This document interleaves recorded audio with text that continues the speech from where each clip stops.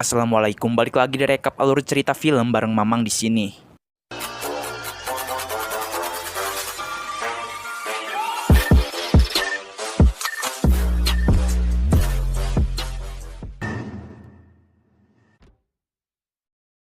Sayang.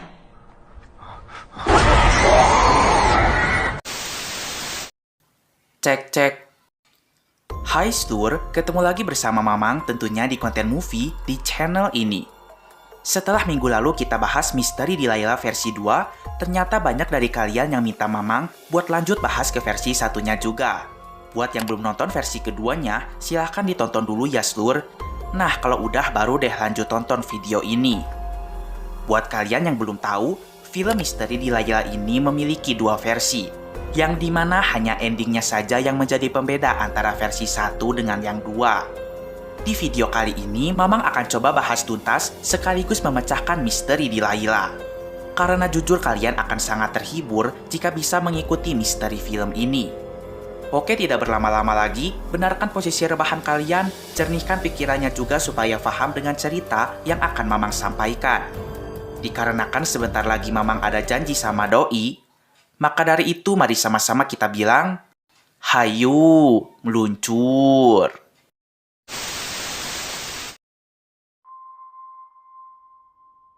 Di versi pertama, film sama-sama dibuka dengan sepasang suami istri, yaitu Jeffrey dan Delilah yang hendak akan pergi berlibur ke banglo atau villa mewah yang ada di Bukit Fraser.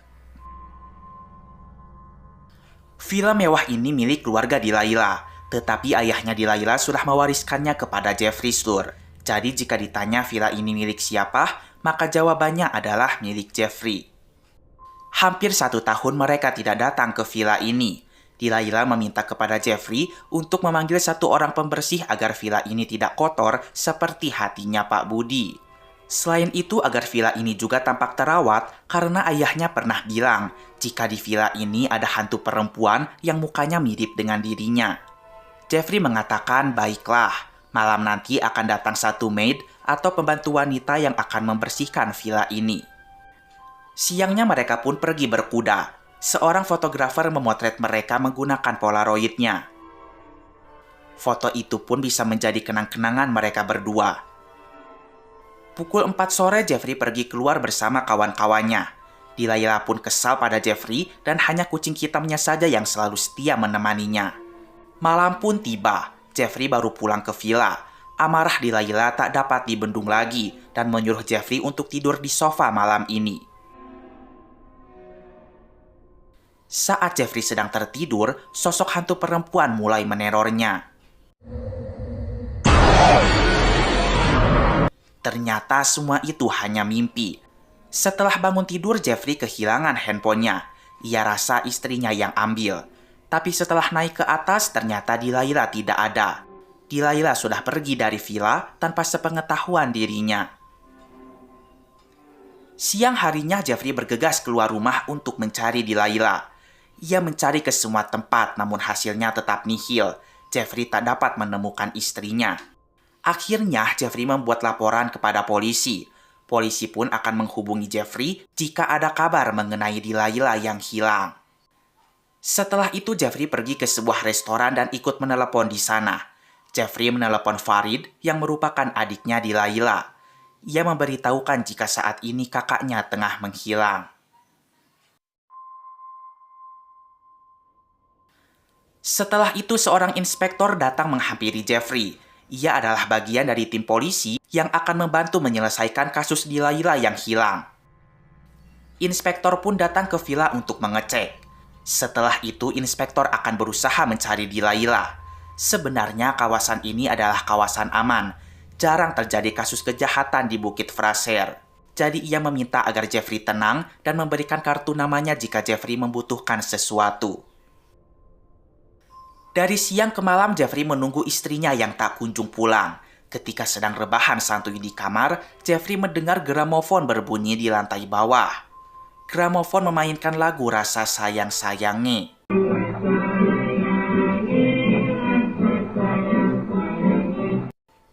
Setelah itu lampu seketika mati. Ia pun mendapatkan teror dari sosok hantu perempuan.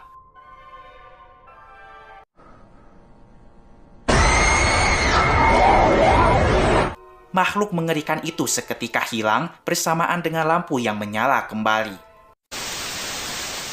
Lalu terdengar suara lonceng rumah berbunyi. Ketika dicek tidak ada orang di luar rumah.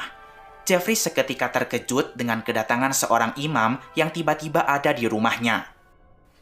Imam mengatakan jika tadi ia membunyikan lonceng rumah, tapi tidak ada yang membukakan pintu.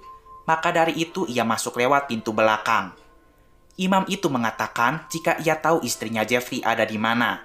Sebenarnya istri Jeffrey sedang tinggal di rumah penginapannya. Delilah meminta kepadanya untuk tidak memberitahukan hal ini kepada Jeffrey. Tapi melihat Jeffrey yang gundah gelisah, imam itu menjadi tidak tega. Ia membujuk Delilah agar mau pulang. Kemudian seorang wanita datang dan meminta maaf kepada Jeffrey karena sudah membuatnya khawatir. Tetapi Jeffrey rasa jika perempuan itu bukan Delilah. Perempuan itu mengaku bahwa ia adalah istrinya Jeffrey. Jeffrey bilang kepada sang imam jika perempuan itu bukanlah istrinya. Karena yakin ada yang salah, maka Jeffrey menelepon inspektor lalu menyuruhnya datang ke banglo lagi. Setelah selesai menelepon, Jeffrey melihat perempuan tadi menghilang. Imam mengatakan tadi dia naik ke lantai atas. Ketika akan disusuli, perempuan itu turun dengan memakai baju Delilah. Jeffrey marah karena ia telah lancang naik ke atas. Kemudian inspektor pun sampai juga di banglo. Jeffrey segera menyuruh inspektor untuk menangkap perempuan itu karena ia telah mengaku-ngaku sebagai istrinya. Perempuan itu pun marah dan berusaha meyakinkan bahwa ia benar-benar Delilah. Bahkan kucing hitam itu pun merasa nyaman ketika ada di dekatnya. Lalu imam pun pamit pulang karena ia harus ceramah di masjid. Jeffrey yakin jika perempuan itu bukanlah Delilah karena ia tahu persis bagaimana bentuk dan perawakan istrinya. Oleh karena itu, inspektor bertanya kembali apakah Jeffrey punya foto istrinya, supaya ada bukti bahwa perempuan ini Delilah atau bukan.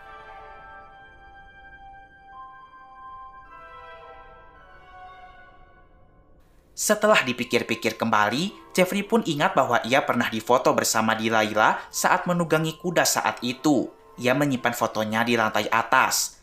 Namun setelah dicari-cari, foto itu tiba-tiba menghilang. Ia seketika ingat jika tadi perempuan itu sempat naik ke lantai atas. Ia pun menuduh perempuan itu telah mengambil fotonya. Di saat keadaan sedang membingungkan, datanglah Farid ke banglo ini. Jeffrey yang senang segera memberitahu Farid bahwa perempuan ini mengaku-ngaku sebagai Delilah. Jeffrey yakin jika Farid selaku adik pasti bisa membedakan mana kakaknya dan mana yang bukan kakaknya. Namun secara mengejutkan, Farid mengatakan bahwa perempuan ini memang benar kakak kandungnya. Nani? Omae wa mou shindeiru. Inspektor rasa semua ini sudah jelas. Perempuan itu memang benar Delilah dan menyatakan kasus menghilangnya Delilah telah selesai. Jeffrey memohon agar inspektor tidak pergi. Ia takut mereka semua akan membunuhnya. Setelah itu Jeffrey menggedor pintu kamar Farid. Ia pun terkejut karena yang keluar adalah istrinya Delilah. Delilah pun pergi ke ruang makan. Di sana ia meminta tolong kepada Jeffrey. Dan seketika kepalanya mengeluarkan darah. Tiba-tiba lampu mati. Sayang. Di belakang tubuhnya terlihat ada seorang perempuan. Tanpa disangka-sangka, hantu perempuan menyeramkan menerkamnya dari arah atas, kemudian memuntahkan banyak darah ke wajahnya Slur. Tubuh Jeffrey seketika terangkat sambil goyang dumang. Pada akhirnya, ia pun pingsan. Keesokan harinya, Jeffrey sadar dari pingsannya. Kemudian ia melihat perempuan itu sedang membuat secangkir kopi dan terlihat memasukkan sebuah cairan ke dalam kopinya. Ia pun memberikan kopi itu kepada Jeffrey.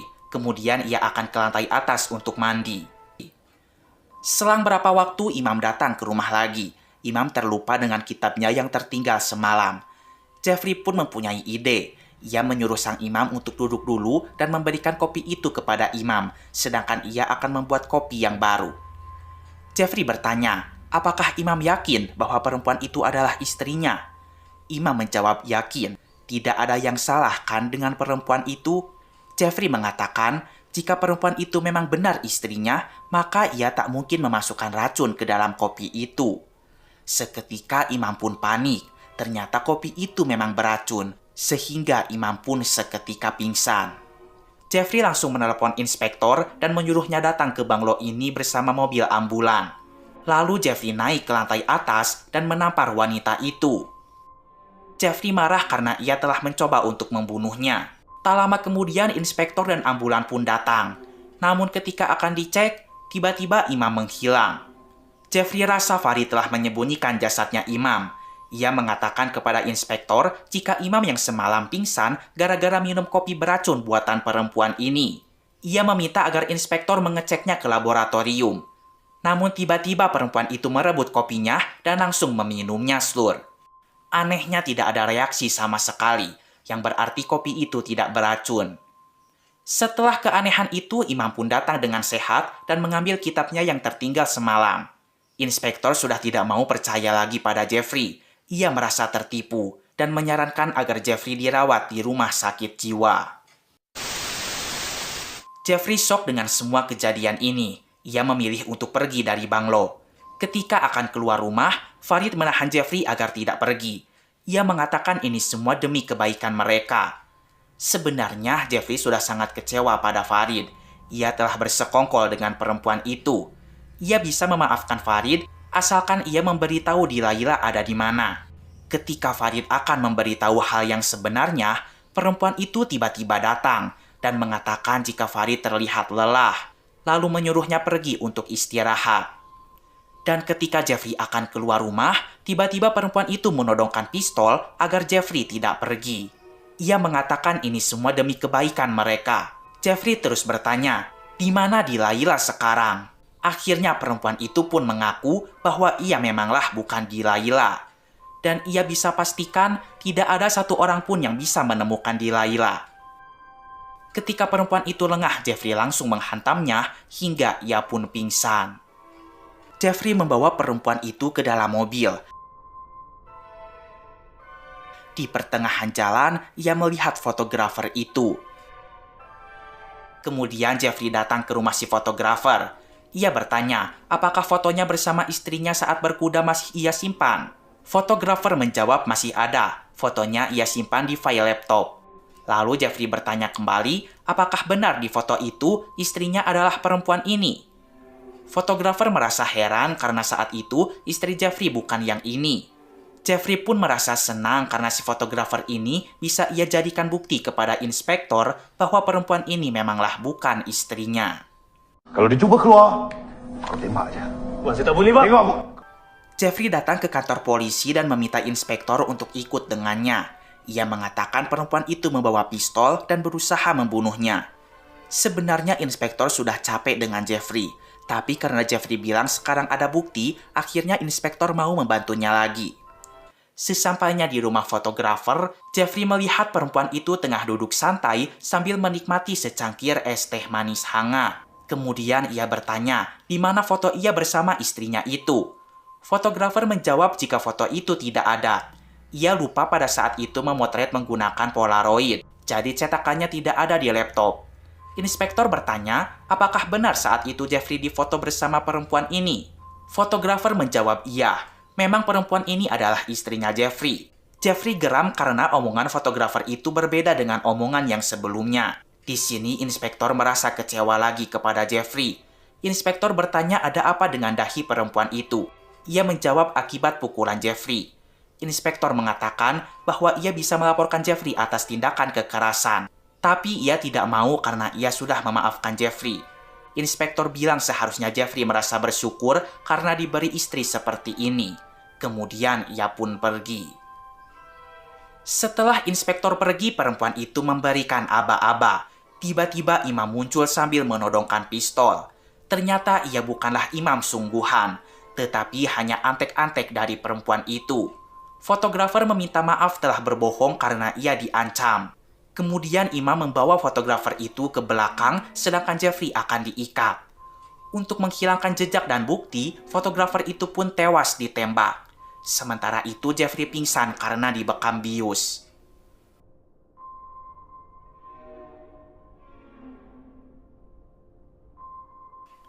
Sesadarnya, Jeffrey terbangun di tengah hutan. Ia melihat istrinya Delilah berlumuran darah.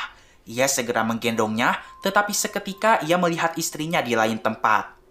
Yang ternyata yang ia gendong itu adalah hantu perempuan menyeramkan. Ternyata itu hanyalah mimpinya saja. Jeffrey tersadar sudah dalam keadaan terikat di sebuah gubuk. Kemudian datanglah perempuan itu bersama Farid. Perempuan itu menjelaskan jika jam 8 malam nanti akan ada pegawai bank yang datang ke banglo. Ia akan menyerahkan warisan cek senilai 7 juta ringgit ke dalam akun Dilaila. Ternyata selama ini ia sengaja menyamar jadi Dilaila agar bisa mendapatkan 7 juta ringgit itu. Sedangkan Farid bersekongkol dengan perempuan ini semata-mata agar bisa mendapatkan seluruh saham perusahaan ayahnya. Imam bertanya jika ia akan dapat apa. Seketika Imam tewas ditembak. Untungnya badan Jeffrey ini keker slur sehingga bisa melepaskan tali pengikatnya. Ia pun mendobrak pintu gubuk itu dan berhasil melarikan diri.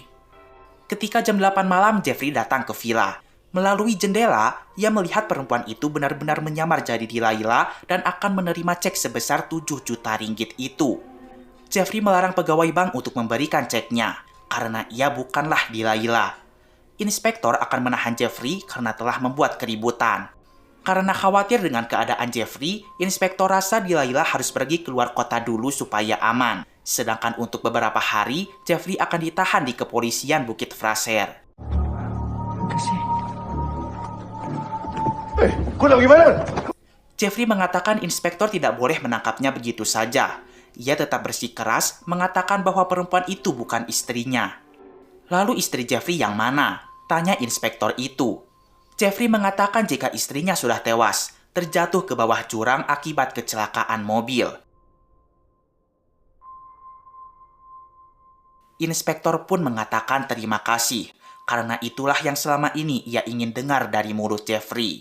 Ia bertanya mengapa Jeffrey bisa tahu istrinya sudah mati. Jeffrey pun seketika ingat jika pada malam itu sebuah insiden sempat terjadi. Seperti yang kita tahu, di awal film Jeffrey main dengan teman-temannya kan Slur. Ternyata saat itu Jeffrey hendak akan menjual villa ini kepada teman-temannya itu. Karena ia sedang butuh uang untuk menutup kerugian di perusahaannya. Namun Dilaila tidak terima jika villa mewah warisan dari keluarganya ini dijual begitu saja. Jeffrey mengatakan jika villa ini sudah sepenuhnya menjadi miliknya. Jadi ia bisa bebas akan menjualnya ataupun tidak. Di malam itu, Jeffrey berdebat dengan Dilaila sambil mabuk-mabukan. Karena Jeffrey kesal, ia pun memukul kepala istrinya sendiri hingga bocor dan berdarah-darah. Jeffrey telah membunuh istrinya sendiri. Kemudian Jeffrey pun memasukkan jasad Dilaila ke dalam mobil lalu menjatuhkannya ke bawah jurang.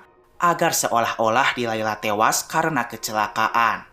Inspektor sudah menemukan jasad Dilaila bersama mobilnya yang hancur di jurang itu. Akibat hantaman yang parah, jasad Dilaila ditemukan dengan kondisi yang parah pula. Selain itu, inspektor menemukan HP Jeffrey yang tertinggal di dalam mobil.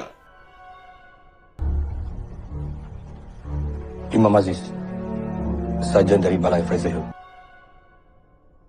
Ternyata Sur, inspektor, Dilaila palsu, dan imam itu adalah tim dari kepolisian yang berusaha menyamar agar Jeffrey mengaku telah membunuh istrinya sendiri. Dan semua ini adalah ide dari Dilaila palsu, yakni Inspektor Farah. Dan cek sebesar 7 juta ringgit itu pun hanyalah palsu.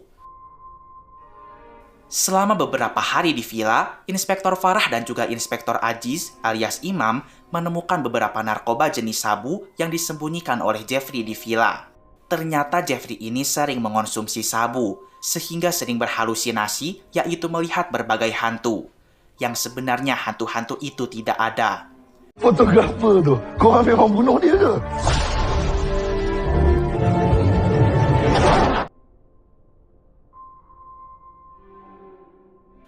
Farid sangat kecewa. Ia tidak menyangka Jeffrey akan melakukan hal ini kepada kakaknya.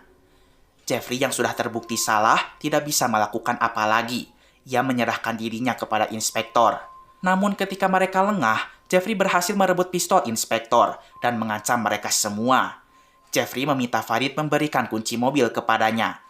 Kemudian ia pun menembak lengan inspektor Farah, lalu kabur dari villa menggunakan mobilnya Farid. Inspektor Azman segera mengejar Jeffrey.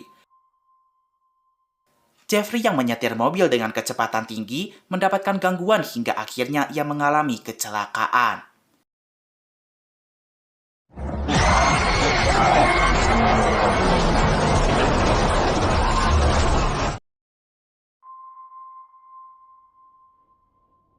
Ketika inspektor akan menyelamatkannya, tiba-tiba mobil pun meledak.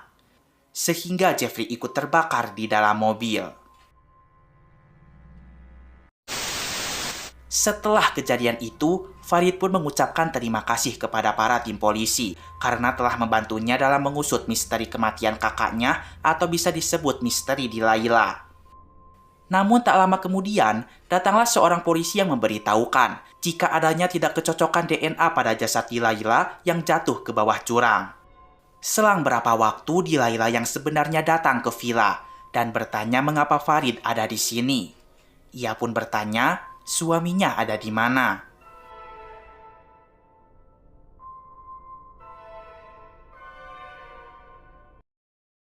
The end.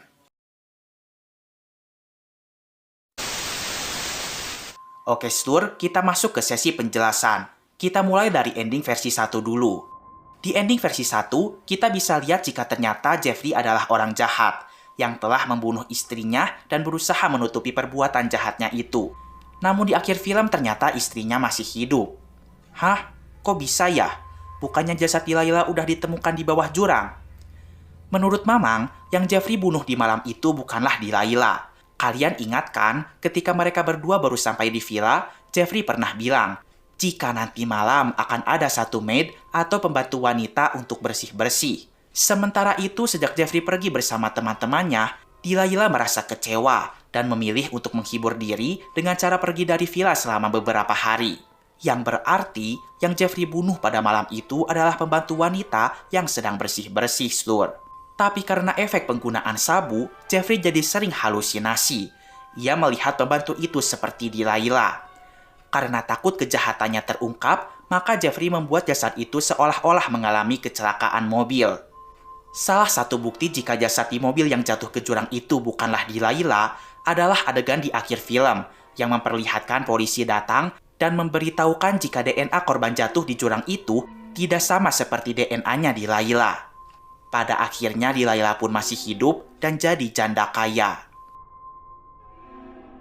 Nah, untuk ending versi kedua, kalian bisa tonton dulu di video sebelumnya ya. Menurut Mamang di film ini, Inspektor Layla palsu dan juga Imam memang benar-benar orang jahat yang menyamar supaya bisa mendapatkan harta warisannya Layla. Layla memang benar-benar diculik dan tewas di tangan mereka. Seperti yang kita tahu, di versi kedua ini filmnya dibumbui dengan hantu-hantuan. Dan hantu-hantu ini merupakan gangguan gaib dari ilmu hitam yang orang-orang jahat ini gunakan demi kelancaran misinya. Hal ini bisa dibuktikan di ending, yang terlihat di meja ada Farid, pegawai bank, dan Layla yang asli. Pegawai bank tidak tahu jika yang ada di sampingnya itu bukanlah Layla, melainkan hantu. Pegawai bank dan Jeffrey tertipu karena hantu itu menyamar jadi Layla. Sedangkan polisi asli yang datang untuk memberitahukan jika mereka telah menemukan jasad Layla tidak terpengaruhi oleh ilmu hitam atau sihirnya. Sehingga dari permulaan ending hingga akhir film pun, polisi itu tahu jika perempuan yang ada bersama Jeffrey itu adalah sosok hantu. Gimana? Setuju gak? Jika kalian punya pendapat lain, silahkan tulis ya di kolom komentar di bawah ini. Nah, akhirnya Slur, kita bahas tuntas juga film misteri Layla versi 1 maupun versi 2-nya. Kalian lebih suka versi yang mana nih? Jika kalian suka dengan video ini, silahkan klik like, subscribe, dan share ke seluruh sosial media yang kalian punya. Oke lah, segitu dulu aja video kali ini. Mamang pamit dulu. Keep enjoy and see you.